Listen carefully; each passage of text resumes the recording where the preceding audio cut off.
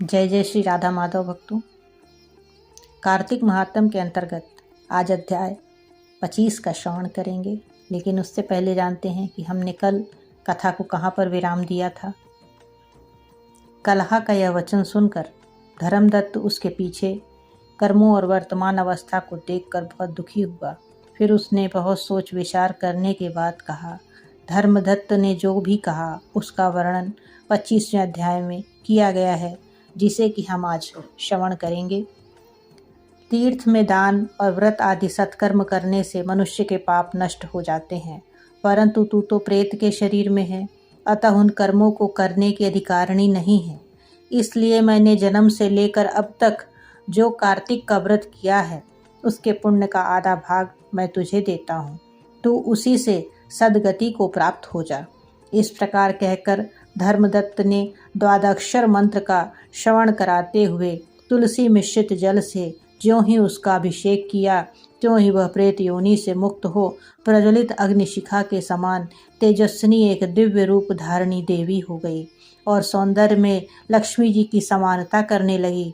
तदंतर उसने भूमि पर दंड की भांति गिरकर ब्राह्मण देवता को प्रणाम किया और हर्षित होकर गदगद वाणी में कहा कि हे द्विजश्रेष्ठ, आपके प्रसाद से आज मैं इस नरक से छुटकारा पा गई।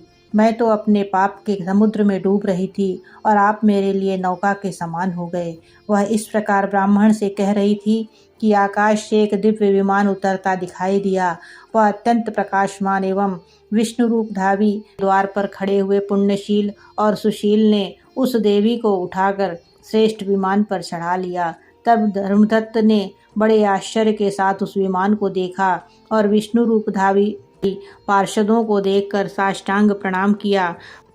पुण्यशील और सुशील ने प्रणाम करने वाले ब्राह्मण को उठाया और उसकी सराहना करते हुए कहा कि हे द्विजश्रेष्ठ, तुम्हें साधुवाद है, क्योंकि तुम सदैव भगवान विष्णु के भजन में तत्पर रहते हो, दीनों पर दया करते हो, सर्वज्ञ हो तथा भगवान विष्णु के व्रत का पालन करते हो।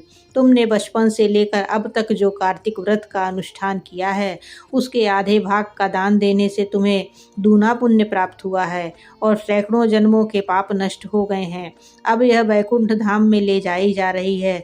तुम भी इस जन्म के अंत में अपनी दोनों स्त्रियों के साथ भगवान विष्णु के वैकुंठ धाम में जाओगे और मुक्ति प्राप्त करोगे। धर्मदत्त, जिन्होंने तुम्हारे समान भक्ति पूर्वक भगवान विष्णु की आराधना की है, वे धन्य हैं और कृतकृत्य हैं।